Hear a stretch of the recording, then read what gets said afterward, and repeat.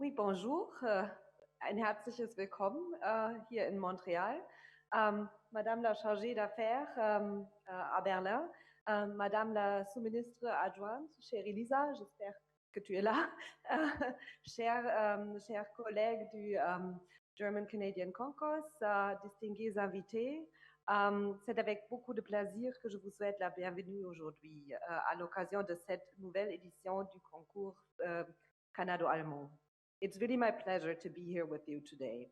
I'm thrilled that we witnessed the relaunch, as we already heard, of this program after the forced break of the pandemic. Obviously, this is true of countless events that have been taking place this year once again. However, I believe there's an important difference here. The German Canadian Concourse truly is a special beast. It is the story of a handful of dedicated individuals who experienced the benefits and the fun, I assume, of our bilateral relationship, and who then set out to make this very relationship ever closer and better. To put the networks they built to use and to expand them further, to work in innovation. If we ever looked for an illustration of why we should continue fostering exchanges between our two nations, we have found it here. Ladies and gentlemen, we're quickly approaching the end of the year. That's typically the time where we take pause and look back at what has been achieved, what we did this year. Looking back at our bilateral partnership, we can truly be proud of what has been achieved. Our relationship has grown ever closer. Canadians and Germans can, as Chancellor Scholz aptly put it when he visited Canada last year, finish each other's sentences. This is also reflected in much of our international policy. This is reflected in the steady stream of visitors.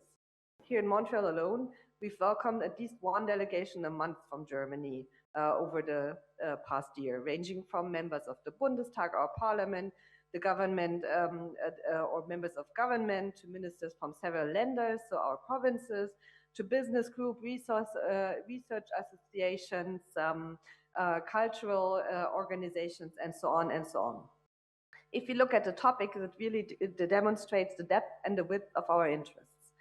Energy, critical minerals, automation, digitalization, industry 4.0, green transition, electrification of transport, immigration, education, I could go on and on like that, and not to miss aerospace and artificial intelligence.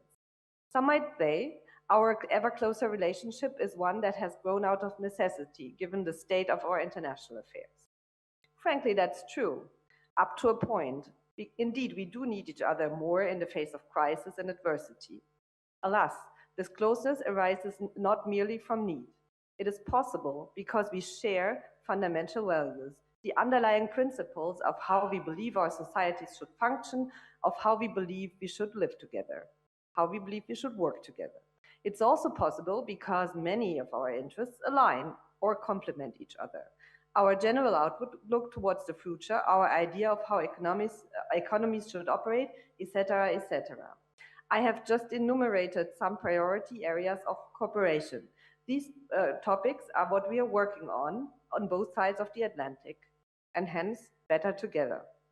These are our priorities, and at the same time, it's the areas where both Canadians and Germans have developed a special expertise, where we have developed some leadership.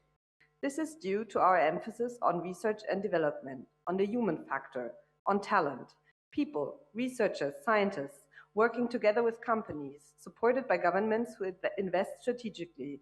This is what drives innovation on both sides of the Atlantic. And this is especially pertinent if we look at our respective ecosystems, both in aerospace as well as in AI, today's topics. It's no coincidence that this year's Canadian workshop is held here in the city of Montreal, with its renowned excellence in these two fields. You cannot open a newspaper or a magazine these days without reading about the disruptive force of AI, both its huge risks as well as its unimaginable advantages. The future will be AI-driven, we know that for sure. So now it's up to us to develop the benefits, to put those innovations to use in our societies, and of course also to manage and hedge against the dangers. So what would be better suited to start this discussion than a forum like the German Canadian Congress, to put scientists, innovators, public servants, politicians, companies into one room, or sorry, two rooms, I would rather say, and learn and exchange and discuss. This is our bilateral relationship at her best.